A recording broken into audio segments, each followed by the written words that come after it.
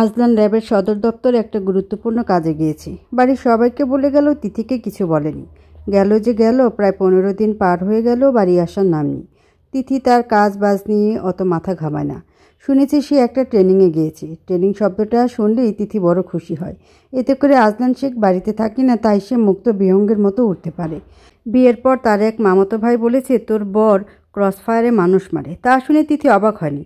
জাদ্রের লোকটাকে দেখলেই তার জান্তবের মতো লাগে। এতদিন তাকে মারেনি এই বেশি, কিন্তু একদিন ঘরে ব্রাউনিং MSME অটোমেটিক পিস্তল আবিষ্কার করায় তিথি যেন নিজের মধ্যে ছিল না।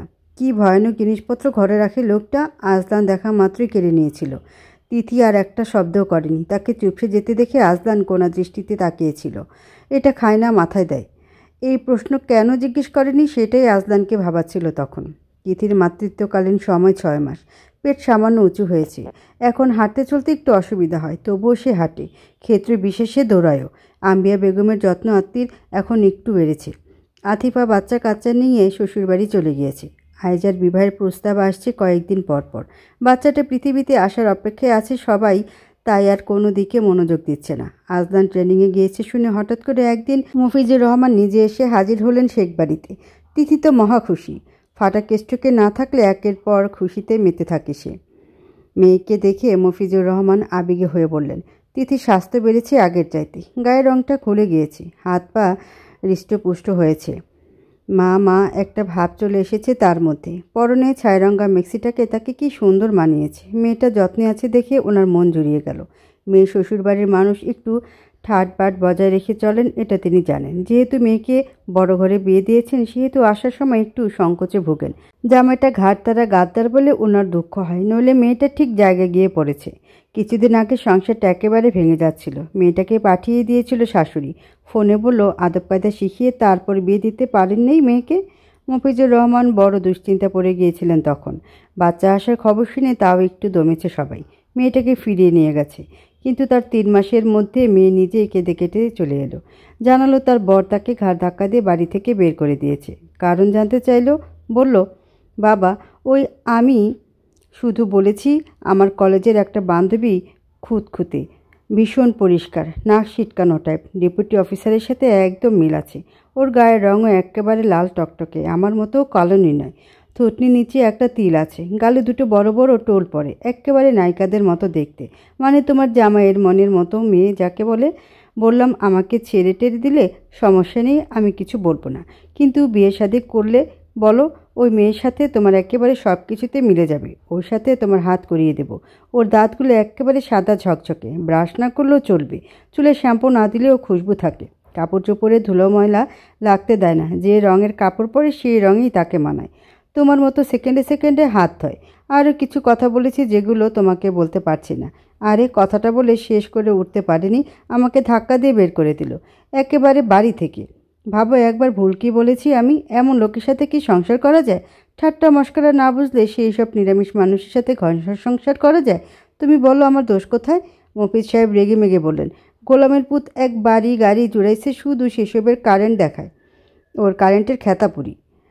তিথি বলল, শুধু কারেন্ট দেখায় না, তেলে যেন পানি পড়ছে ওইভাবে ছ্যাঁত ছ্যাঁত করে ওঠে আমি কোনো কথা বললে। আসলে বাবা, সত্যি কথা কি জানো, আমার কথাগুলো একদম ঠিক জায়গায় গিয়ে লাগে, তাই অমন করে। মফিজুর রহমান মেয়ের কোনো ভুল দেখতে পাননি। মেয়েটা একটু কথাবার্তা বেশি বলে। বয়সে বা কত যে গুছিয়ে কথা বলতে পারবে? অত বড় দামড়াটা যদি একটা বউ সামলাতে না পারে, এইটুকুনি মেয়েটার কথা রেগে মেগে আগুন হয়ে যায়, সেখানে আর কি বলার থাকতে পারে? তবে মালিকা বেগম মেয়েকে বেশ শাসিয়েছেন। ওই মহিলা মেয়ে জামাইয়ের অন্ধভক্ত। ওই দামড়াটা যা বলবে সে মহিলা তাতেই মাথা নাড়বে। মফিজ সাহেব অমন মেরুদণ্ডহীন না। শ্বশুর জামাইয়ের মধ্যকার সম্পর্ক বজায় থাকার জন্য উনি মান সম্মানের কথা ভেবে ফোনে কিংবা সামনাসামনি কিছু বলতে দ্বিধা করলেও মেয়েকে বারংবার সাহস দেন। বলেন, ওই দামড়ার কথা গায়ে মাখলে চলবে না।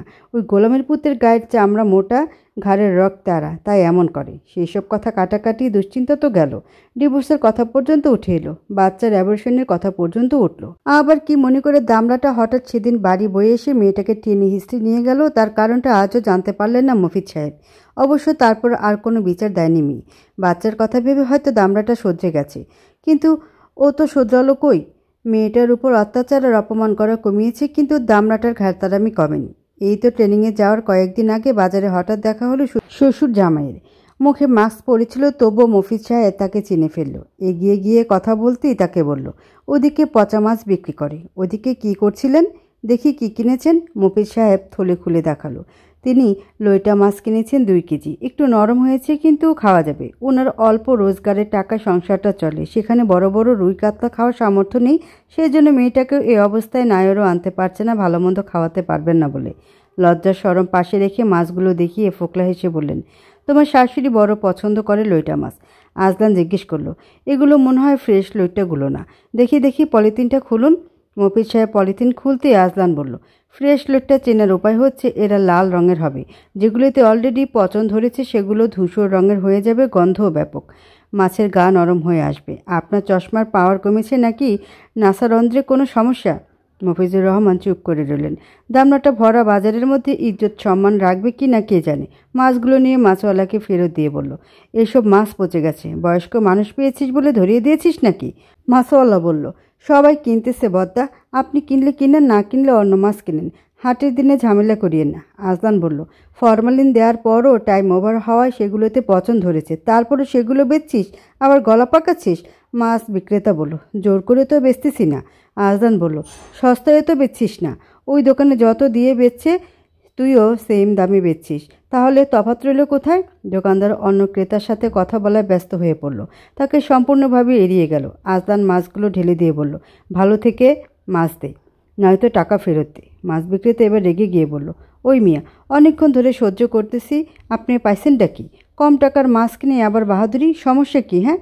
বলতে না বলতেই লোকটা একেবারে অভদ্রের মতো চেঁচিয়ে মানুষ জড়ো করে ফেলল। মফিজুর রহমান বিপাকে পড়ে গেলেন, বললেন, ওরে রাগিস না, ও আমার মেয়ে জামাই, আইনের মানুষ, কথা বাড়াস না ভাই, অযথা ঝামেলা বাড়বো। মাছ বিক্রেতা ঝিমিয়ে গেল। সেখানে আশেপাশে বাজার পরিচালনা কমিটির একজন সদস্য ছিলেন। তিনি এসে আজলানকে দেখে বললেন, আপনাকে চিনতে পারেননি, তাই ভুল করছে, এমন আর কখনো হবে না, ওই স্যারের কাছে মাফ চা। মাছ বিক্রেতা চুপসে গেল, মাথা নত করে রইল। আজলান বলেন, ওসব নাটকের দরকার নেই, কথাটা ভালো করে শোনো। এখানে যত পচা মাছ আছে সব ভাগাড়ে ফেলবি, সব এখান থেকে সরা, ভালো মাছগুলো সামনে রাখ। এই যাদের যাদের পচা মাছ আছে সবাই ওর মতো ভাগাড়ে ফেল পচা মাছগুলো। একটা ছোটোখাটো ভিড় জমে গেল সেখানটাতে। ঝামেলা কমে যেতেই শেষমেশ কী যেন কিনে দিয়ে থলেটা ওনার হাতে ধরিয়ে দিয়ে দামনাটা বলল, সোজা বাড়ি যান, আপনারা বাপ মেয়ের কারণে আমার মাথা নষ্ট হবেই। যেখানে যায় সেখানে একটা না একটা ঝামেলা না হয়ে শান্তি নেই। মফিজ সাহেব থলেটা নিয়ে দাঁড়িয়ে রইলেন। আজলান ভুরু কুচকে বলল, কোনো সমস্যা? মফিজ সাহেব সাহস করে মৃদু সুরে বললেন, বলেছিলাম কি বাবা, ওর মা বলেছে একটু ওকে নিয়ে যদি তুমি বাড়ি আসো। আসলে মায়ের মন তো, এই সময় মেয়েকে একটু কাছে রাখতে চায়। আজলান সরাসরি মুখের উপর বলে দিল, অসম্ভব, ওর ট্রিটমেন্ট চলছে, ওর পেছনে গাদার খাটুনি খাটছে আমার মা বোন মিলে। এই সময় ওখানে যাওয়া মানে রুটিনের হেরফের হওয়া। ওসব বাজে আবদার করে লাভ নেই, যান বাড়ি যান। মেয়ের জন্য অত দরদ থাকলে গিয়ে দেখে আসবেন। মফিজ সাহেব ভীষণ রেগে গেলেন, মনে মনে বললেন, শালা, তোরে যদি আমি কোনোদিন ফাঁদে ফেলতে পারি না, আমার নামও মফিজুর রহমান নয়, তোর ঘাটতারামি আমি চুটিয়ে ছাড়ব। বাড়ি ফিরে মালিকা বেগমকে সব বলতে উনি গর্বের সাথে বললেন, ভাবা যায় আমাদের জামাই কত বড় গুর্দাওয়ালা মানুষ। মফিজ সাহেব বললেন, গুর্দাওয়ালা না, গাদ্দার বেটা লোক, সবাইকে এক জায়গায় জড়ো করে ফেলেছে এক চিল্লানি দিয়ে। আমার মেয়ে ঠিকই বলে, সকাল বিকাল নিয়ম করে ওর চিল্লানি শুনলে হার্টে রোগী হতে বেশি সময় লাগবে না।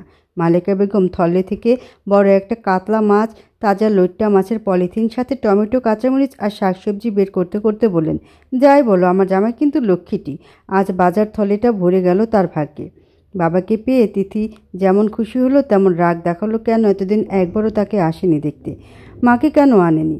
তার ভাইটাও কেন আসেনি? মফিজ সাহেব বললেন, তোর বর তো নেই, আজ যাবি?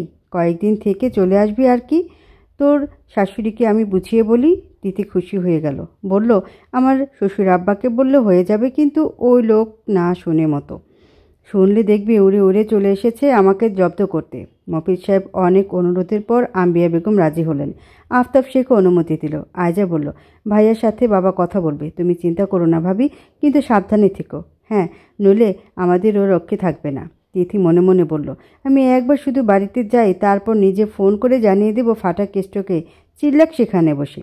আইন শৃঙ্খলা রক্ষাকারী বাহিনী র্যাপিড অ্যাকশন ব্যাটালিয়নের সন্ত্রাস বিরোধী অভিযানে 12টি হত্যাসহ 8টি মামলার দায়ে আসামি হান্নানকে ক্রসফায়ারের মৃত্যু দেওয়ার আদেশ কার্যকর হয় গত রাত 12টার দিকে। তন্মধ্যে শুটারের একজন ডেপুটি কমান্ডার আজদান শেখও ছিল। অভিযান শেষ হওয়ার পর বেলা 3টের দিকে সে বাড়ির পথে রওনা দিয়েছিল। তিথি যখন সেজেগুজে ঠোঁটে লাল রঙা লিপস্টিক মেখে, মুখে প্রাইমার, কনসিলার, ফাউন্ডেশন লাগিয়ে, লুজ পাউডার দিয়ে ঘষে মেজে, গালের দুপাশে ব্লাশ লাগিয়ে, তার উপর হাইলাইটার দিয়ে সেজেগুজে বসে আছে, আয়নায় বারবার নিজেকে দেখে লাল হচ্ছিল সে। ফাটা কেস্টের সাথে থাকতে থাকতে সে সুন্দর স্মার্ট হয়েছে তা বলতে বাকি রাখে না। নিজের মুখটা চকচক করছিল দেখে লজ্জা পাচ্ছিল সে। এবার সে বুঝতে পারলো এতদিন সে অসুন্দর ছিল না, গরিব ছিল। খুশি মনে নিচে নেমে এসে শ্বশুর শাশুড়িকে সালাম করে। আয়জা আর রমলা চাচির সাথে গলাগুলি করে হেসে খেলে বাবার সাথে বেরোনোর জন্য প্রস্তুতি নিচ্ছিল সে। বোরকাটা সবেমাত্র হাতে নিয়েছে, তক্ষুনি সদর দরজা পার হয়ে মঈন ঢুকে এলো সুটকেস হাতে। মঈনের পিছু পিছু গট গট পায়ে হেঁটে বাড়িতে আজদান শেখ ঢুকলো ব্ল্যাক ইউনিফর্মে। জার্নি করে ক্লান্ত, তারপরও কেমন তেজ হাঁটার ধরন আর চোখের নিস্তেজ চাহনির ধার। তিথিকে আরও চোখে দেখে হাঁটতে হাঁটতে আম্বিয়া বেগমের কথার জবাব দিল। ও মা, না জানিয়ে এলি যে? বলে এলে এত সুন্দর একটা নাটক মিস করে যেতাম। মেহবুব, ঘরে এসো কুইক। তিথির কান্না আটকে রইল গলার কাছে।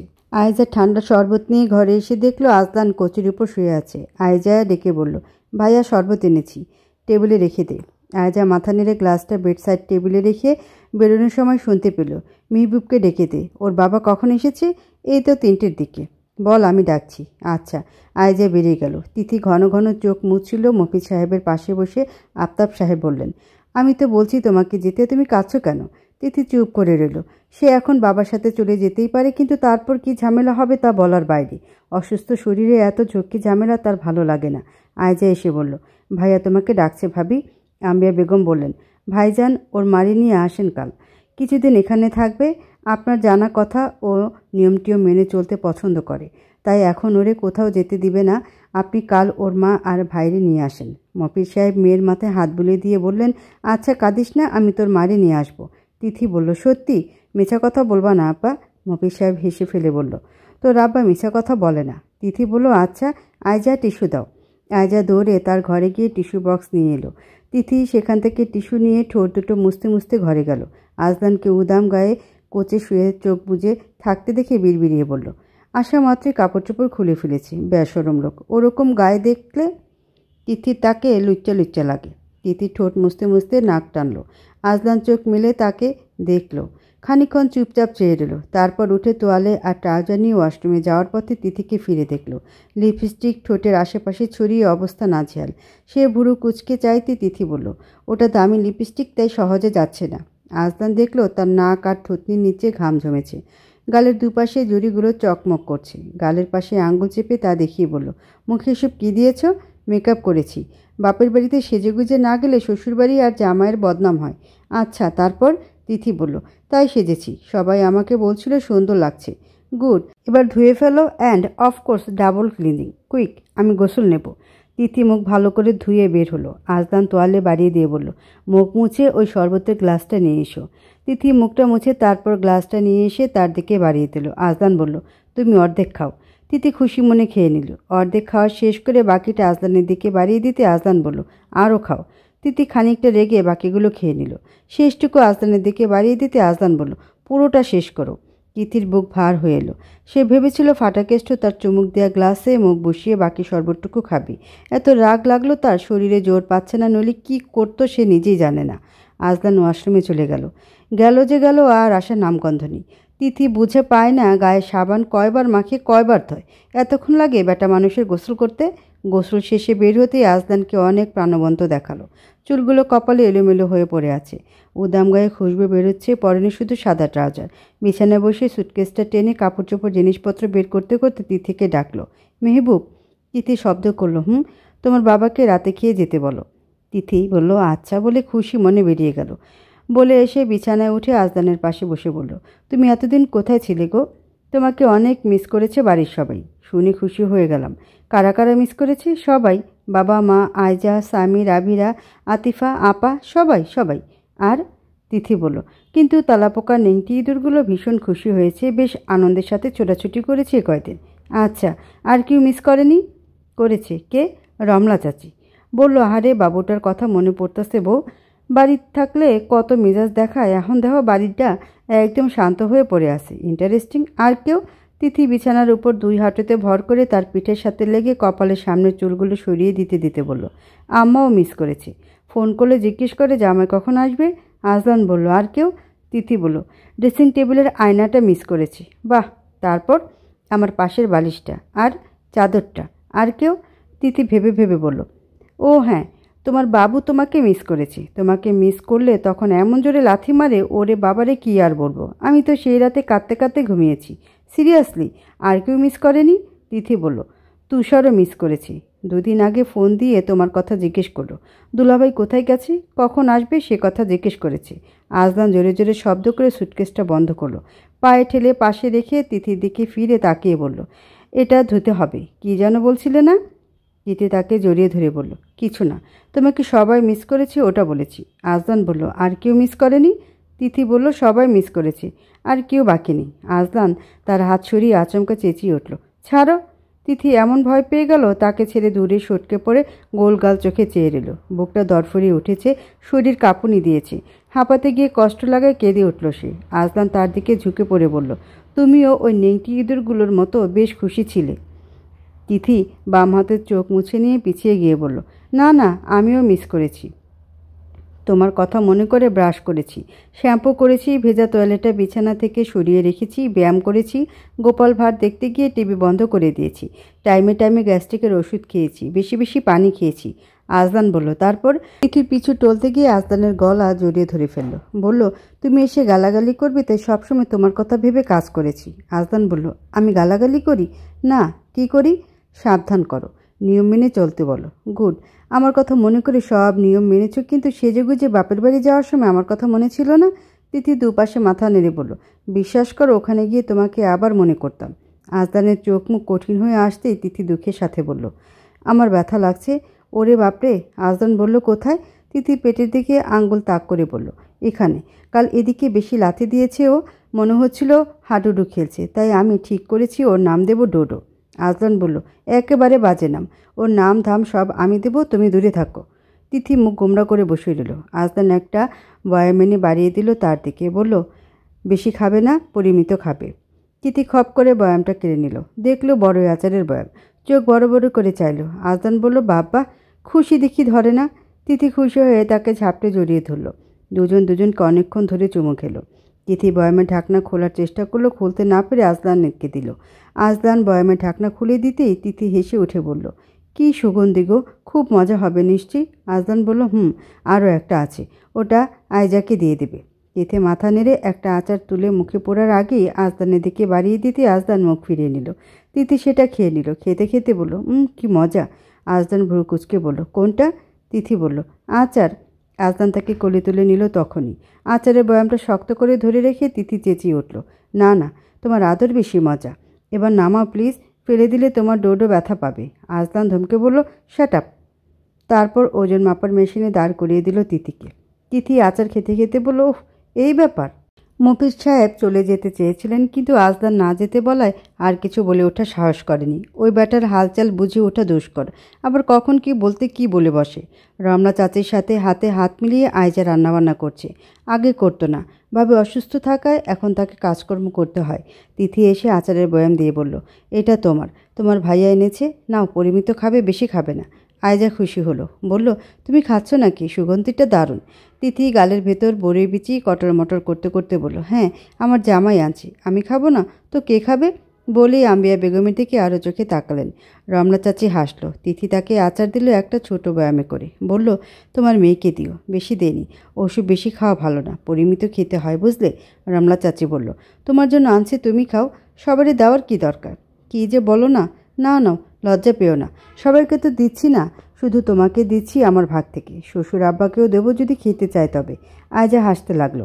ভাবির কথা শুনে সে না হেসে পারে না। আম্বিয়া বেগম এতক্ষণ চুপচাপ শুনছিলেন। বললেন, দেখেছিস রিমু আজকাল বউর জন্য আচার টাচারও আনে। রমনা চাচি হেসে বলল, তাই তো দেখছি ভাবি। তিথি কপাল কুঁচকে ফেলল, এক হাত কোমরে রেখে বলল, এমন হারামি তো জীবনে দেখিনি। তোমার মেয়ের জন্য ও আনছে সেটা দেখছো না, শুধু আমার জন্য আনছে সেটা চোখে পড়লো। তোমার মনটা দেখছি হিংসায় ভরা শাশুমা। আম্বিয়া বেগম খুন্তি হাতে নিয়ে বললেন, আমি কি তোরে গালি দিছি? তুই পকপক করছিস কেন? তিথি বলল, তুমি তখন থেকে কোনা চোখে তাকাচ্ছ দেখে আমি সব বুঝে গিয়েছি। তোমার কলজাটা ফেটে যাচ্ছে ও আমার জন্য আচার আনছে বলে। আম্বিয়া বেগম খুন্তি নেড়ে বললেন, যা তো যা এখান থেকে, তোর মতো এর সাথে কথা বলার সময় নেই। তিথি আঙ্গুল থেকে আচার চেটেপুটে খেয়ে বলল, আমারও অত সময় নেই। আমার জামাই বাড়ি আসছে অনেক দিন পর, আমি তার কাছে যাই। শোনো রমলা চাচি, আমার জামাই আমারে দেখতে পারলে এটা কারও সহ্য হয় না, এর জন্য বদনজর লাগে। রমলা চাচির ঠোঁট টিপে নিঃশব্দে হাসলেন। আম্বিয়া বেগম তিরস্কার করে বললেন, তুই এতদিনে কি করছিস সব বললে তোরে বের কইরা দিব বাড়ি থেকে। তিথি খেপে তাকিয়ে এল, কিছু বলল না। আম্বিয়া বেগম পাতিলে খুন্তি নাড়তে নাড়তে বললেন, তুই এক পোয়াতি হইছস, বাচ্চা পেটে ধরে তোর এক দাম বাড়ছে। বাপরে বাপ, এর আগে পোয়াতি আর কেউ হয় নাই, শুধু তুই হইছস। তোরে কিছু বলাও যায় না, তোর যা মুখ। তিথি মুখ মোচড় দিয়ে বেসিনে হাত ধুতে লাগলো। আয়জা বলল, মা এইভাবে কথা বলছো, দেখলে ভাইয়া কী ভাববে? আম্বিয়া বেগম রেগে গিয়ে বললেন, কী ভাববে? পোলা আমার, ওকে আমি পেটে ধরছি, ও আমাকে ভালো করে চেনে। তিথি বলল, শোনো শাশুমা, তোমার সাথে ঝগড়া করার কোনো মুড নেই আমার, আমাকে আমার জামাই ডাকতেছে বলেই ঝামটি মেরে চলে গেল। আয়জা আর রমলা হো হো করে হেসে উঠল। আম্বিয়া বেগম বিড়বিড়িয়ে বললেন, আমার একটা মাত্র ছেলে, তার কপালে এমন পাগল জুটে গেল কেমনি কে জানে। তিথি ড্রয়িং রুমে চলে গেল। আফতাব শেখ আর মফিজ সাহেবকে প্লেটে করে আচার খেতে দিল। আফতাব শেখ বললেন, এসব তুমি খাও, আমাদের দেওয়ার কি দরকার? মফিজ সাহেব বললেন, তাই তো, এসব তোর জিনিস, তুই খা, আমাদের ওসব খাওয়ার রুচি নেই। তিথি প্লেটের আচারগুলো বয়ামে ঢেলে দিল। তারপর বয়ামের ঢাকনা ঘোরাতে ঘোরাতে উপরে চলে গেল। আজলান তার সুটকেসটা ধুচ্ছিল। তিথির বড় বিরক্ত লাগে, এত বড় সুটকেসটাও ধুতে হবে এত রাত্রে? সে বলল, তোমার মায়ের জন্য একটা আচারের বয়াম আনোনি কেন? আজলান কপাল কুঁচকে চেয়ে বলল, কেন? তোমার মা আমাকে এভাবে দেখছে, তুমি আচার এনেছো শুনে। বলেই কোনা চোখে অভিনয় করে দেখালো। আজলান বলল, তুমি কিছু বলেছ? বলেছি আমার জামাই আমার জন্য আচার আনছে, তোমার কি সমস্যা? আজলানের দাঁত কটমট করে উঠল। তিথি তার দিকে না তাকিয়ে বলে গেল, আসলে শাশুড়িদের এই এক সমস্যা, ছেলের বউয়ের খুশি সহ্য করতে পারে না। মাকে আর কি বলেছ তুমি? তিথি বলল, কি আর বলবো, বলেছি তোমার কলজা ফেটে যাচ্ছে না, ও আমার জন্য আচার আনছে তাই। আজলান বলল, আউট। তিথি চমকে উঠে বলল, আজলান বলল, বাংলায় বলতে হবে? তিথির মুখখানে অন্ধকার নেমে এলো, কণ্ঠস্বরও ঝিমিয়ে এলো। বলল, ইংলিশ মিডিয়ামে পড়া বউ তো আনো নাই যে ইংলিশ বুঝবে। আজলান বলল, ওকে ফাইন, বাংলায় বলছি, ঘর থেকে বেরো। তিথি বলল, আমার কি দোষ? আজলান গর্জে বলল, সেটা যতদিন না বুঝে উঠতে পারবে ততদিন দূরে থাকো। তিথি ঘর থেকে বের হলো। তারপর বলল, তুমি একটা মাম্মাস বয়। আজলান বলে উঠল, হোয়াট? তিথি নিচ থেকে দরজাটা টেনে দিয়ে বলল, মানে মা ভক্ত, রাগ কমে গেলে ডেকো, আমি তার আগে আসবো না। আজলান চুপ করে দাঁড়িয়ে রইল, সদ্য ধোয়া সুটকেসটা হাতে নিয়ে। রাগে ফুঁসছে সে। তিথি পুনরায় দরজা খুলল। বলল, আব্বার সাথে বসে ভাত খেও কেমন? আব্বা খুশি হবে খুব। তোমার মায়ের সাথে আমি আজ থেকে আর কোনো কথা বলবো না, ঝগড়া তো দূর, কসম। আজলান কোনো উত্তর না দিয়ে মুখটা বেজার করে দাঁড়িয়ে রইল। তিথি বলল, ওভাবে তাকিয়ে থেকে লাভ নেই। তুমি আমার আব্বার সাথে বসে না খেলে আমি তোমার মায়ের সাথে আরও বেশি ঝগড়া করব। তুমি আমাকে ঘর থেকে বের করে দিলেও সমস্যা নেই, সব আমার বাচ্চা দেখতেছে, ও সুদে আসলে শোধ নেবে, ছাড় নেই। বলে দরজাটা টেনে দিয়ে চলে গেল। রাতের তিথিরা একদম খেতে ইচ্ছে করে না। এতদিন শাশুড়ি আর ননদকে ফাঁকি দিতে পারলেও ফাটা কেষ্টকে ফাঁকি দেওয়ার কোনো সুযোগ নেই। প্রথম সে অনেক খেতে পারত, বমি হতো খুব। এখন বমি কমে এসেছে, কিন্তু খেতে ইচ্ছে করে না, শুধু টুকটাক এটা ওটা খেতে ইচ্ছে হয়। মাছ মাংসে একদম বিতৃষ্ণা চলে এসেছে, শুধু ভর্তা দিয়ে কষতে কষতে ভাত খেতে ইচ্ছে করে। শ্বশুর আব্বা বাজার থেকে থানকুনি পাতা কিনে এনেছিল। তিথি সেগুলো বেছে ফ্রিজে রেখে দিয়েছিল। রোজ সেখান থেকে কয়েকটা নিয়ে পোড়া মরিচ আর পেঁয়াজ মেখে ভাত খেয়েছে। আজ রমলা চাচিকে বলে পেঁয়াজ আর মরিচ ভেজে রেখেছে। কাঁচা পেঁয়াজ খেতে পছন্দ করে না আজলান শেখ, কেউ খাচ্ছে সেটাও পছন্দ করে না। তিথি তো ভয় খায় না, তাকে আবার আদর টাদর করবে না। মফিজ সাহেবের জন্য আজ রাতের খাবারের আয়োজন একটু তাড়াতাড়ি করা হয়েছে, উনি চলে যাবেন তাই। টেবিলে হরেক রকমের রান্না দেখে উনি বললেন, এত কষ্ট করে এত আয়োজনের কি দরকার ছিল? তিথি কাউকে কিছু বলতে না দিয়ে বলল, তুমি কি প্রতিদিন খাচ্ছ এই বাড়িতে? এত ঢং না দেখিয়ে যা খেতে ইচ্ছে করে খাও। আফতাব শেখ বললেন, বৌমা তুমি বেড়ে দাও তোমার আব্বাকে। আর হ্যাঁ, তোমার বর কি আজ নিচে নামবে? যদি নামে তাহলে বলো যেন একটু তাড়াতাড়ি নেমে আসে। বাড়িতে কুটুম এসেছে, কুটুমের সাথে একসাথে বসে খেতে হয়। তিথি বলল, ওসব জ্ঞান বউয়ের মুখে মানায় না, ওসব শিক্ষা দীক্ষা মায়ে বাপে দেয় বউ না। এমনিতেই আমাকে ঘর থেকে বের করে দিয়েছে রাগে, সেখানে আমি আর জ্ঞান দিলে আব্বার হাতে আমাকে ধরিয়ে দিয়ে বলবে, আপনার মেয়ে আপনি নিয়ে যান। হেসে উঠল আফতাব শেখ। মফিজ সাহেব মেয়েকে চুপ থাকার জন্য ইশারা করছেন, কিন্তু মেয়ে ওনার দিকে তাকাচ্ছে না। আয়জা এসে মফিজ সাহেবকে বলল, আঙ্কেল, যেটা খেতে ইচ্ছে করে নিয়ে খান, আপনার মেয়ের বাড়িতেই তো এসেছেন। মফিজ সাহেব বিড়বিড়িয়ে বললেন, আমার মেয়েকে সেকেন্ডে সেকেন্ডে বাড়ি থেকে বের করে দিয়ে আবার বলা হচ্ছে এটা আমার মেয়ের বাড়ি। তিথি বলল, এই ননদিনী ফাটাকেষ্টকে ভাত খেতে আসবে কি আসবে না জিজ্ঞেস করে আসো তো। আয়জা বলল, ভাইয়াকে বলবো তুমি ফাটাকেষ্ট ডেকেছ? তিথি হাসলো, বলল, তাড়াতাড়ি যাও, আব্বাকে চলে যেতে হবে। তিথি মফিজ সাহেবের কানের কাছে গিয়ে বলল, আব্বা, তোমার জামাই এলে খাওয়ার সময় কোনো কথা বলিও না। শ্বশুর আব্বা বললেও না আমি বেশি কথা বলি বলে আমার সাথে খেতে বসে না, বুঝলে? মফিজ সাহেব মাথা নাড়লেন। আজদান যখন খেতে এলো তখন আফতাব শেখ বললেন, বৌমা, তোমার মা এলে ওনাকে কয়েকদিন তোমার সাথে রেখে তারপর তুমিও চলে যেও ওনার সাথে। কয়েকদিন বাপের বাড়িতে থাকলে তোমার ভালো লাগবে। তিথি হাসলো, কিন্তু কিছু বলল না। আজদান চামচ দিয়ে ভাত বাড়তে লাগলো চুপচাপ। মফিজ সাহেব তার হাতের নখগুলো লক্ষ্য করছিলেন। কাটার নখগুলো সাদা ঝকঝকে, একদম ভাতের মতো। যেমন রক্তশূন্যতায় ভুগছে নাকি। চোখ তুলে ওনার দিকে তাকাতেই মনে হলো ওনার হৃৎপিণ্ডটা তরক করে লাফিয়ে উঠেছে। বাবা শ্বশুর দুজনকে ভাত বেড়ে দিয়ে আজদান তিথিকে ইশারা করলো তরি তরকারি আর মাছ মাংস তুলে দিতে। তিথি চুপচাপ বেড়ে দিল। মফিজ সাহেব বললেন, আর দিস না মা, অত খেতে পারবো না। তিথি শাসিয়ে বলল, কতবার বলেছি ফাটা কেষ্ট খেতে এলে কথা বলবে না? বলেই বড় বড় চোখ করে আজদানের দিকে তাকালো। আফতাব শেখ বিষম খেলেন। আজদান কোনো প্রতিক্রিয়া না দেখিয়ে খাওয়ায় মনোযোগ দিল। তিথি আজদানকে মাছ তুলে দিতে যেতে আজদান হাত রাখলো না দেওয়ার জন্য। তিথি তার হাতের উপরে মাছের টুকরোটা দিয়ে দিল। রমলা চাচি বললেন, হায় হায়, এটা কি হলো? তিথি দাঁত দিয়ে নখ করতে করতে আজদানের দিকে অসহায় দৃষ্টিতে চেয়ে রইল। আজদান টিস্যু বক্স থেকে টিস্যু টেনে নিয়ে হাতের উপরটা মুছে নিল। মফিজ সাহেব মনে মনে আওড়ালেন, মেয়েটা কোনো কাজের না। তোর মায়ের মতো হতে পারলি না পাগল, বাপের মতো বলদ হতে হলো তোকে। তিথি আর কোনো বাড়াবাড়ি করল না। আজদান মফিজ সাহেবের পাতে গরুর সলিড কষা মাংস তুলে দিচ্ছিল। তিথি চুপ থাকতে পারল না, বলে উঠল, আরে আরে, আমার আব্বা নরম নরম চর্বিগুলো খেতে পছন্দ করে। গমের বস্তার মতো মাংসগুলো খেতে অনেক সময় লাগবে। দাঁতগুলো সব পোকাদের খাইয়েছে, এখন কোনো কিছু চিবিয়ে খেতে পারে না। তুমি ওসব তুলে দিও না। আজদানের চাহানি দেখে একবারে চুপসে গেল সে। রমলা চাচি তা দেখে এগিয়ে এসে বলল, ওগুলো শক্ত না বউ, নরম আছে, খেতে পারবে। আজদান চোখ সরিয়ে নিল। তিথির নাকের পাতা কেঁপে উঠল। রান্নাঘরে চুপচাপ হেঁটে চলে গেল সে। রমলা চাচি এসে বলল, বউ, মন খারাপ করছো কেন? তিথি বলল, আমি আমার আব্বার সাথে চলে যাব চাচি। মা, কেন, কি হলো আবার? তিথি রেগে বলল, আমাকে বের করে দেওয়ার আগে আমি নিজেই বের হয়ে গেলে ভালো হবে না? রমলা চাচি বলল, জানি না বাপু। আম্বিয়া বেগম এসে রান্নাঘর থেকে বাটি নিয়ে গেলেন। তিথিকে আরও চোখে দেখলেন, কিন্তু কিছু বললেন না। তিথি বিড়বিড় করে বলল, এই বুড়ির বদনজর লাগছে আমাদের উপর। মফিজ সাহেব যাওয়ার সময় তিথি ভীষণ কাঁদল। বাবা চলে যাচ্ছে সেই কষ্টে নয়, তার জন্য অপেক্ষা করা শাস্তির ভয়। মফিজ সাহেব মেয়ের মাথায় হাত বুলিয়ে আদর করে বললেন, কাল তোর মাকে নিয়ে আসবো। আজদান বলল, চলুন, আপনাকে পৌঁছে দিয়ে আসি। মফিজ সাহেব বললেন, আমি যেতে পারবো বাপ, তুমি অনেক জার্নি করে আসছো, সন্ধ্যায় আরাম করো। আজদান বলল, চলুন, আমারও কাজ আছে কিছু। তিথি তাকে বেস্ট স্যুট হাতে নিতে বেরোতে দেখে ভয় পেয়ে গেল। আজ রাতে কি আর বাড়ি ফিরবে না? গাড়ির কাছে বহু কষ্টে ছুটে এসে আজদানকে শুনিয়ে শুনিয়ে মফিজ সাহেবকে বলল, আব্বা, আমাকে নিয়ে সময় মতো এসো কেমন, আর তোমার জামাইকে সময় মতো বাড়ি পাঠিয়ে দিও। আজদান গাড়ির হর্ন বাজালো। তিথি বলল, আব্বা আব্বা, শোনো না, কাল আমাকে ওই শাড়িটা পরে আসতে বলিও। আমাদের কলপারে যে মোটু বিলাইটা পায়খানা করে আমাকে রাগিয়ে দিত, ওটার গায়ের রঙের শাড়িটা। লাল কমলা রঙের শাড়ি পরে এলে কিন্তু বাড়িতে ঢুকতে দেব না। যদি তুষার না আসতে চায়, ওকে বলবে তোর দুলাভাই এখন ভালো হয়ে গেছে। শেষের কথাটা একটু ছোট করে বলল সে। আজদান গাড়ি ছেড়ে দিল।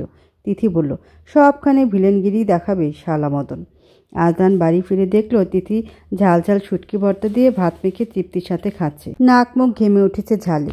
আজদানকে খেয়াল করেনি সে। ভাতগুলো দলা মেখে মেখে সাজিয়ে রেখে একটা একটা মুখে পড়ছে। সবাই খেয়ে দিয়ে উঠে গেছে, ও এখনও খাওয়া শেষ করতে পারেনি। আজদানকে ঘরে যেতে দেখে দ্রুত খাওয়া শেষ করলো। ঘরে গিয়ে ব্রাশ করে হাত মুখ ধুয়ে ফেললো। হাত শুকিয়ে দেখলো না, শুটকির গন্ধ লাগছে না। আজদান তার ভেজা কাপড় চোপড়গুলো ছাদ থেকে নিয়ে ঘরে এলো। তিথি তাকে দেখা মাত্রই বলল, আর কোনোদিন ফাটাকেষ্ট ডাকবো না, জীবনেও তোমার পাতে কিছু তুলে দেব না, খাওয়ার সময় দাঁতের পোকামাকড়ের কথা তুলব না। আজদান জবাব দিল না। তিথি বলল, কথা বলছো না কেন গো? আমার ব্যথা শুরু হচ্ছে, তুমি কি কিছু তো বলো। আজদান বলল, বিছানা ঠিকঠাক করে রেখেছি, চুপচাপ গিয়ে শুয়ে পড়ো। তিথি শুয়ে শুয়ে আজদানের কাজ দেখতে লাগলো। আজদান শুয়ে পড়তে তিথি ওর হাতটা পেটের উপর টেনে নিল। বিগত দিনগুলোতে সে পেটের ব্যথায় কেঁদেছে। আজ কাঁদেনি, কারণ আজ বাবু ভালো হয়ে গিয়েছে, কারণ তার বাপ তার মাকে রেগে মেগে হলেও অনেকদিন পর অনেকক্ষণ ধরে আদর করেছে। তার পরের দিন মালিকা বেগম এলেন মেয়েকে দেখার জন্য। শাহজাহান নাস্তা বানিয়ে এনেছেন। তিথি মাকে পেয়ে মহা খুশি। মালিকা বেগম বললেন, জামাই কোথায় রে? তিথি নাস্তা খেতে খেতে বলল, ও রাতে আসবে। তুমি বাবুর কাঁথাগুলো এনেছো আম্মা? মালিকা বেগম কাঁথাগুলো সব বের করলো ব্যাগ থেকে। তিথি সেগুলো ছুঁয়ে ছুঁয়ে হাসলো, বলল, অনেক সুন্দর হয়েছে। মালিকা বেগম বললেন, জামাইয়ের যদি পছন্দ না হয়? তিথি বলল, পছন্দ হবে। ও আমাকে আরও বকবে। কেন জানো? এগুলো করতে তোমার কষ্ট হয়েছে তাই। কি আর কষ্ট? আমার নাতি নাতনির জন্য এটুকু করতে পারবো না? মালিকা বেগম তার মাথায় হাত বুলিয়ে দিয়ে বলল, হ্যাঁ রে, তোকে এখন বকাঝকা কম করে তাই না? তিথি বলল, না, সবসময় করে। করলেও আমার কি? আমার কিছু যায় আসে না। মালিকা বেগম বেকুম বনে গেলেন। বললেন, এটা কেমন কথা? তিথি বলল, ওসব তুমি বুঝবে না, স্বামী স্ত্রীর ব্যাপার। মালিকা বেগম বললেন, পাগলের মতো কথা। আম্বিয়া বেগম নাস্তা খেয়ে প্রশংসা করলেন। আজদানের জন্য পরিষ্কার দেখে কয়েকটা তুলে রাখলেন। রাতে আজদান বাড়ি ফিরে মালিকা বেগমকে দেখে কুশলাদি বিনিময় করে বলল, তুষার আসেনি কেন? ও রাত্রে বাঁধতে পারে, ওরা বাদ ছেলে রেঁধে বেড়ে খাবে, তাই আসেনি। ও আচ্ছা, বেশ, থাকুন, আমি ঘরে যাই। বলে ঘরে চলে গেল। তিথি মালিকা বেগমকে বলল, ভালো ভালো কথা শুনে পটে যেও না, বড় চালাক লোক। মালিকা বেগম বললেন, চুপ থাক। এমন ছেলে কপালে জুটেছে, তার জন্য শুকরিয়া কর। হয়েছে বাপের মতো মাথা মোটা, লাগাম ছাড়া কথা বলতে বলতে স্বভাব হয়ে গেছে, বেয়াদব কোথাকার। তিথি গোল গোল চোখে মাকে চাইল। মালিকা বেগম বললেন, হা করে কি দেখছিস? যা ঘরে যা, দেখ জামাইয়ের কিছু লাগে কিনা। তিথির চোখ দুটো পিটপিট করে অবাক কণ্ঠে তোতলাতে তোতলাতে বলল, আম্মা আম্মা, তুমি আমাকে বেয়াদব ডেকেছ, তাও আমার শ্বশুরবাড়িতে এসে বসে? তোমার কি দেমাগ খারাপ হয়ে গেছে? তুমি আমার মা হয়ে অন্যের ছেলের হয়ে কথা বলছো? খবরদার বলছি আম্মা, তুমি যদি ওই লোককে লাই দাও, আমার দোষ বুঝাও, তাহলে আমি তোমাকে কালকেই বাড়ি পাঠিয়ে দেব। আব্বে শালা, এমন মতো জীবনে দেখিনি আমি। মালিকা বেগম বললেন, আমার দুঃখ লাগে ছেলেটার জন্য। তোর মতো পাগল ছাগল তার কপালে কি করে জুটল? তিথি মুখ মুচড়ে দিল। আম্বিয়া বেগম এসে বলল, তুই তোর মায়ের সাথেও ঝগড়া করছিস নাকি বউ? তিথি ওনার দিকে চেয়ে গম্ভীর মুখে তাকালো। কোনো কথা না বলে চলে গেল হনহনিয়ে হেঁটে। আম্বিয়া বেগম বললেন, ওর কথা বাদ দেন, চলেন একটু চা খাই। আপনার বাপের বাড়িতে মনে হয় তেমন যান না? আম্বিয়া বেগমের বাপের বাড়ি আর মালিকা বেগমের বাপের বাড়ি একই এলাকায়, তাই উনি মালিকা বেগমকে পেলেই বাপের বাড়ির গল্প গুজব শুরু করে দেন। দুজনের ভালোই জমে উঠেছে। মেয়ে শ্বশুর বাড়িতে এই প্রথম এসেছে মালিকা বেগম। শুরু থেকে তাদের প্রতি বিরূপ মনোভাব পোষণ করে এখন যখন দেখতে পেলেন তারা সম্পূর্ণ বিপরীত প্রকৃতির মানুষ, তখন অনুশোচনায় দগ্ধ হলেন তিনি। মেয়েটাকে আল্লাহ যেন একটু বুঝতেন। সংসারটা ভাঙতে ভাঙতে জোড়া লেগেছে, শেষ রক্ষা যেন হয়। আজদান মপ দিয়ে ঘরের মেঝে মুছে, ড্রেসিং টেবিলে রান্নাটা মুছে, কাপড় চোপড় সব ওয়ার্ড্রোবে ভাঁজ করে, বিছানা চাদর আর বালিশ পাল্টে নিল। 3 দিন পরপর সে বালিশের কভার পাল্টায়, চাদর 7 দিন পরপর পাল্টায়, ক্ষেত্রবিশেষে 3 দিন পরপর। তিথি বুঝে পায় না বেডশিটটা ময়লা হওয়ার আগেই ধুতে হবে কেন। সে আজদানের কাজ দেখে বিরক্ত হয়ে রান্নাঘরে এসে বসে আছে। অত পরিষ্কার হলে যা নিজে করুক। মালিকা বেগম আর আম্বিয়া বেগমকে গল্প করে হাসতে দেখে তার হিংসে হলো। মনে মনে আওড়ালো, আল্লাহ, এদের মধ্যে ঝগড়া লাগিয়ে দাও, কেউ আমাকে পাত্তাও দিচ্ছে না। আইজাও তাদের সাথে গল্পগুজবে যোগ দিয়েছে, রমলা চাচিও। মা রমলা চাচির সম্পর্কে জানতে বড় আগ্রহ দেখাচ্ছে। তিথি বলল, আম্মা আম্মা শোনো। মালিকা বেগম ঝাড়ি মেরে বললেন, দরকারি কথা বলছি, মামা করিস না তো। তিথি রোশানলে দগ্ধ হলো, রেগে চেয়ে এলো তাদের দিকে। তারপর শাশুড়ি মায়ের পেছনে গিয়ে কাঁধ ধরে বলল, ও মা শোনো। আম্বিয়া বেগম ঘাট ফিরিয়ে চেয়ে বললেন, ছাড়, ঢং করিস না তো। এমনিতে কোনোদিনও মা ডাকিস? আজ মায়ের সামনে ভং ধরছে। তিথি রাগত দৃষ্টিতে চেয়ে রইল। রমলা চাচি বলল, কি লাগবে বউ, আমার একো। তিথি রাগ দেখিয়ে বলল, কিছু না। আয়জা বলল, কিছু খেতে চাও? তিথি জবাব না দিয়ে বেরিয়ে গেল। আজদান ওয়াশরুমে ঢুকেছে। তিথি দরজাটা ধাক্কাতেই ওয়াশরুমের দরজা খুলে উঠল। What happened? এভাবে কেউ ওয়াশরুমের দরজা ধাক্কায়? তিথি তার গায়ে সাবান ফেনা দেখে বলল, আচ্ছা আচ্ছা, তাড়াতাড়ি বের হও। স্টুপিড বলে দরজা বন্ধ করে দিল আজদান। গোসল সেরে বের হতেই দেখল তিথি দাঁড়িয়ে আছে তার অপেক্ষায়। বুড়ো কুঞ্চন করে বলল, কোনো সমস্যা? তিথি বলল, আমার ভাল লাগছে না কিছু। আজদান চোয়াল ঝুলিয়ে বলল, তো? আমার আম্মা সবাইকে হাত করে নিয়েছে, এমনকি আয়জাকেও। আমার সাথে কথা বলার কেউ নেই, একা একা ভালো লাগে না। তুমি একা? কে বলল? তিথি এসে তাকে জড়িয়ে ধরল, বলল, তাহলে তুমি কথা বলো। আজদান মাথা মুছতে মুছতে বলল, মনে হচ্ছে আমার জন্য দরদ একেবারে উতলে উঠছে। তিথি তাকে ছেড়ে বিছানায় গিয়ে বসে থাকলো। আজদান তার দিকে এক পলক চেয়ে ভেজা কাপড় চোপড় নিয়ে বেরিয়ে গেল। ছাদে কাপড়গুলো শুকিয়ে দিয়ে এসে দরজার কাছে থামতেই শুনতে পেলে তিথি একা একা কথা বলছে, তোকে কি তোর জমের হাতে তুলে দেব নাকি ছেড়ে দেব? তুই কোন সাহসে এই ঘরের সামনে দিয়ে হেঁটে যাচ্ছিলি রে মদন? তোর সাহস দেখে তো আমি অবাক। তুই আমার জামাইয়েরই চিনস? তোকে হাত দিয়ে ধরে হাত নোংরা করবে না বুঝলি, সোজা শ্যুট করে দেবে। তুই আ বলে চিৎপটাং হয়ে মরে পড়ে থাকবি। তোর 14 গোষ্ঠীও কিছু করতে পারবে না। আজদান ভাজিয়ে দেওয়া দরজা ঠেলে ভিতরে ঢুকে দেখল তিথির হাতে একটা আরশোলাচ্ছা, মাথার লম্বা সুতোর মতো অ্যান্টেনা ধরে তাকে শাসিয়ে যাচ্ছে এক নাগারে। আজদান গর্জে উঠেও ডাকলো, মেহবুব। তিথি চমকে উঠল, কিন্তু আরশোলাটিকে ছাড়ল না। বলল, একে গুলি করে মারো যাতে তার 14 গোষ্ঠীও এই ঘরের সামনে দিয়ে হেঁটে যেতে না পারে। আজদান দাঁত খিচিয়ে চেয়ে দিল। তিথি আরশোলাটাকে ধরে তার সামনে নিয়ে এলো। আজদান দরজার সামনে থেকে সরে পড়ল, বলল, বের হও এটা নিয়ে। তিথি মাথা নেড়ে বলল, ওর একটা ব্যবস্থা করে আসি। তুমি গোসল করেছো সেটা মাথায় ছিল না, সরি বস, বলেই বেরিয়ে গেল। যেতে যেতে বলল, তোকে কুচি কুচি করে কেটে তেলে ভাজা ভাজা করে খাবো শালা মতন। তোর কত বড় সাহস! এই খবরদার নড়বি না, তোকে ছেড়ে দেবো সেটা ভাবিস না ভুলো। আজদান ঘর কাঁপে হুঙ্কার ছেড়ে বলল, মেহবুব তুমি ওটা ফেলে এসে গোসল করবে। তিথি আর চিৎকার শুনে থেমে গেল। আজদান বলল, কিন্তু আমার ওয়াশরুমে না। তিথি বলল, ওকে বস, তোমার মেজাজ অল্পতেই হট হয় কেন? মালিকা বেগম 4 দিন মেয়ের শ্বশুরবাড়িতে থেকে চলে গেলেন। ভেবেছিলেন 2 দিনও থাকা হবে না, কিন্তু তিথি শাশুড়িটাকে এত মনে ধরেছে তুষারের কথা ভেবে চলে আসতে হলো, নইলে আরও কটা দিন থাকতেন। মা চলে যাওয়ার সময় তিথি হঠাৎ করে কেঁদে উঠল। মাকে জড়িয়ে ধরে অনেকক্ষণ কাঁদল। মালিকা বেগম আদর করে দিয়ে বললেন, কাঁদিস না, তোকে তো ওরা ভালো রাখছে। জামাইও তোকে কত চোখে হারায়। নিজের ঘর সংসারের প্রতি একটু মনোযোগ দিয়ে তিথি, এমন শ্বশুরবাড়ি কিন্তু কপালে করে পায় মেয়েরা। তিথি উত্তর না দিয়ে মাকে জড়িয়ে ধরে রাখল। তাকে ভালো রাখবে না কেন? তার পেটে ওদের বংশধর আছে তাই ভালো রাখছে। তার পেটে বাচ্চা আছে তাই ফাটাকেষ্ট তাকে চোখে হারাচ্ছে, আদর সোহাগ করছে। ওসব তো সব জামাইরা করে। বউকে আদর সোহাগ করা জামাইয়ের জন্য ফরজ, আর জামাইও ব্যতিক্রম কিছু করছে না। কাল তার গাল টাল ছিঁড়ে ফেলল দাড়িগুলোর ঘষায়। পুরুষ মানুষ চাপদাড়ি রাখে বউয়ের গাল ঘষে দেওয়ার জন্য, নইলে সেটার আর কোনো কাজ নেই। তার মধ্যে তিথির ইনকোর্স পরীক্ষার ডেট পড়েছে। তিথির হাঁটতে চলতে বড় অসুবিধা, আর একটা মাস সময় আছে, তারও কম বলা যায়। আজদান বলল, ইনকোর্স পরীক্ষা এখন দিতে হবে না, ফাইনালের আগে দিলে হয়ে যাবে। তিথি বলল, কোনো পরীক্ষাই দিতে হবে না। বিবাহিত মেয়েদের প্রথম এবং প্রধান কাজ হচ্ছে বরের বুকে ঘুমানো, বাচ্চা কাচ্চার হাগুমতো পরিষ্কার করা, আর নিয়ম করে বর আর শাশুড়ির বকাঝোকা শোনা। পড়ালেখাটা ওসব অবিবাহিত মেয়েদের কাজ। কোনো কাজ বাজ না থাকলে মানুষ পড়াশোনার মতো ফালতু কাজ নিয়ে বিজি থাকে। আজদান চুপ করে শুনল। কি বলবে সে? কি বলার আছে? কিছু বললেই তো সমস্যা, আবার না বললেও সমস্যা। তিথি কিছুক্ষণ পর রাগত সুরে বলল, আমি কি তোমার চালাকি বুঝি না? তুমি আমাকে অশিক্ষিত মূর্খ বানিয়ে রাখতে চাও, তাই পরীক্ষা দিতে দিচ্ছ না। আমাকে পরীক্ষা দেওয়া থেকে কেউ আটকাতে পারবে না। আমার বাচ্চা পেট থেকে বেরিয়ে আসুক, তারপর দেখো আমি কি করি। আমাকে অবলা পেয়ে তোমরা এখন যা ইচ্ছে তাই শুরু করে দিয়েছ।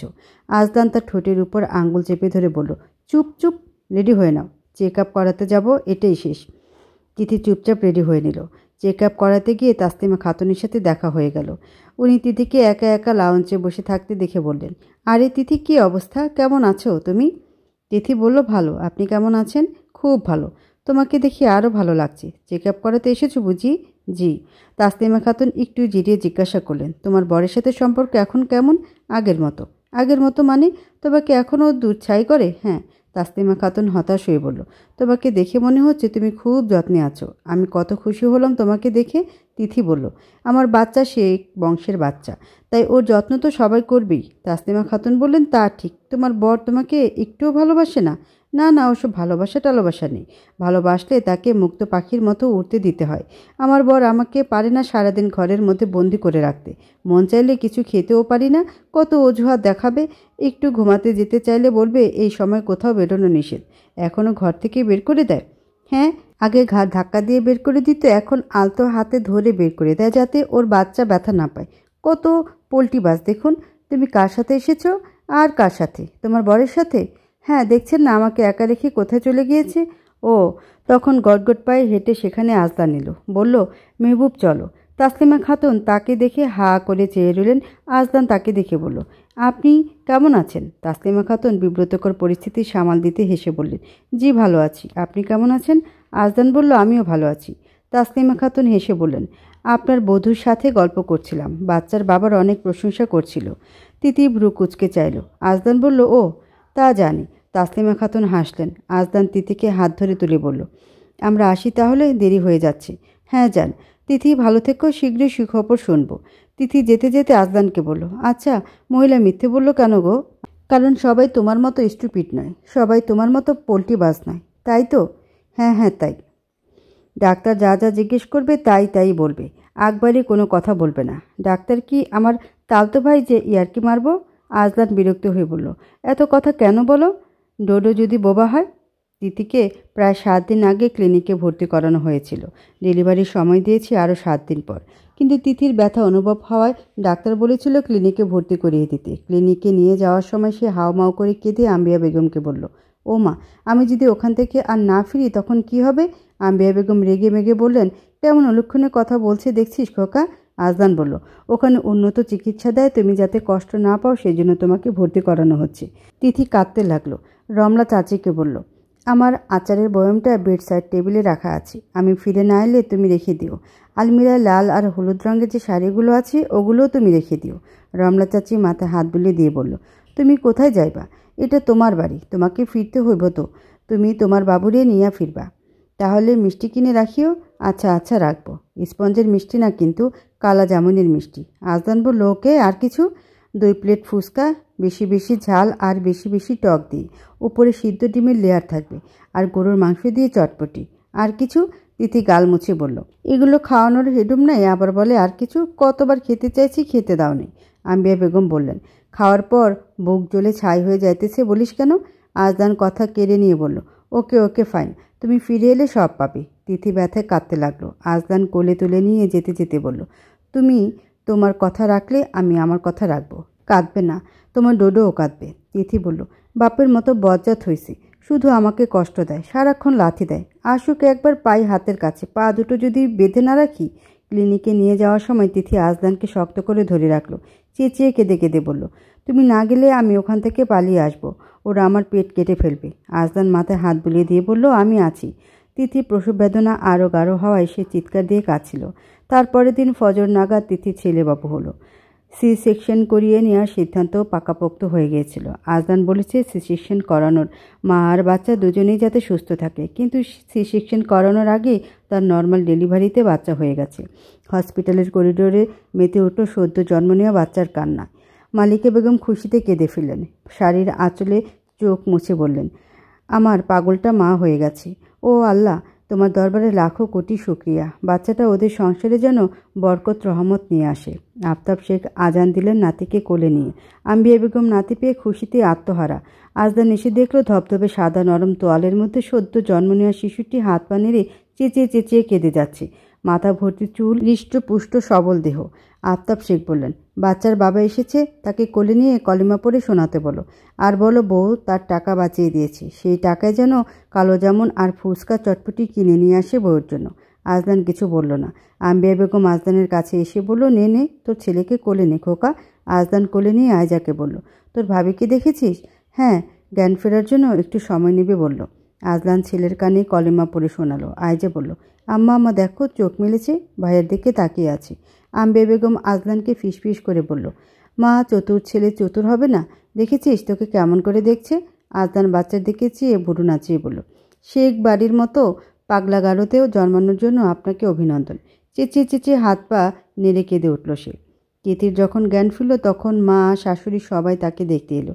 তিথি তখন কাঁদছে। আম্বিয়া বেগম বললেন, এই দেখবো তোর বাবু। তিথি তাকে এক নজর দেখে নিল। এই মোটাসোটা বাচ্চাটা তার পেটে ছিল। মালিকা বেগম বললেন, কাঁদিস না মা, দেখ দেখ, বলতো কার মতো হয়েছে? তিথি কেঁদে বলল, কারো মতো লাগছে না, এখন সব বাচ্চাই এক। শরত। মালিকা বেগম রেগে গিয়ে বলল, ও মা। তিথি নাক টানতে টানতে কাঁদতে লাগলো। ওই বেটা এখন আসবে না তাকে দেখতে, তার কাজ তো শেষ। এতদিন পেটে বাচ্চা ছিল বলে তাকে যত্নার্থী করেছে, এখন তাকে ফিরেও দেখবে না। আজলান আসতেই সবাই বেরিয়ে গেল। তিথি অন্যদিকে মুখ ফিরিয়ে রাখলো। আজলান তার পাশে বসে হাতটা নিজের হাতের মুঠো নিয়ে বলল, মেহবুব এদিকে ফিরো, কথা আছে। তিথি ফিরল না, গাল মুছতে লাগলো ঘন ঘন। আজলান তার মুখটা ফিরিয়ে এনে দেখলো মুখটা একদিনের মধ্যেই ফ্যাকাশে হয়ে গেছে, ঠোঁট দুটো সাদা হয়ে গেছে। তার দিকে ফেরা মাত্রই চোখ ভরে ভরে জল নামলো তিথি। আজলান ঝুঁকে বলল, কেঁদো না, চলো বাড়ি যাই, তোমার জন্য কালো যেমন ফুচকা চটপটি সব রেডি আছে।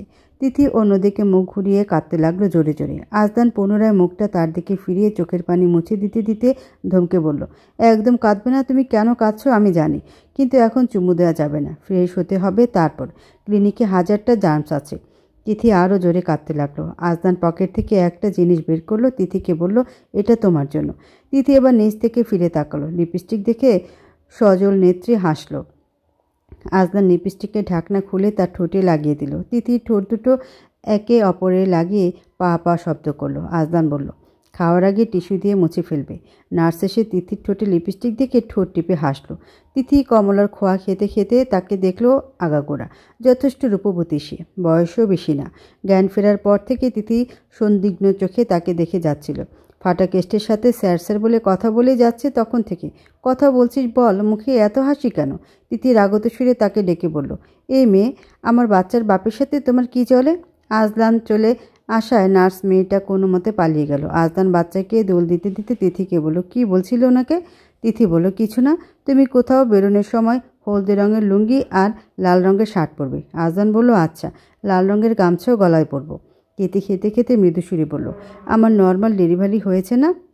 তিথি বলল, হবেই তো, আমার পেট কাটবে অত সাহস কার? তারপর বাচ্চার দিকে চেয়ে বলল, ওকে এনেছো কেন? আমি ওকে আর খাওয়াতে পারবো না, আমার সুরসুরি লাগে। আজদান ধমকে বলল, শাট আপ, ওর খিদে পেয়েছে।